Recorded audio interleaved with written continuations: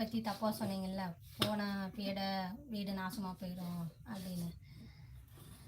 மனுஷங்களே ஒரு இதுதான், பீடத்தான். வீட்டில் இருக்கலாமா? மனுஷங்களோட மோசமானவங்க யாரும் இல்லை. பூனையை போய் தப்பாக சொல்கிறீங்க.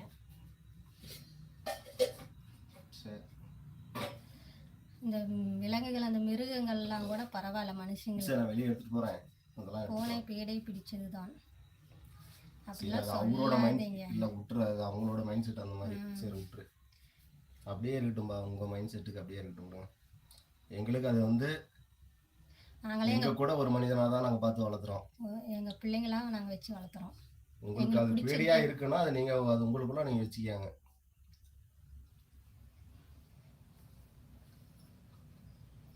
பூனை ஒரு சனியன் எங்கள் பாட்டி சொல்லுவாங்க. அதெல்லாம் ஒரு மூட நம்பிக்கைங்க.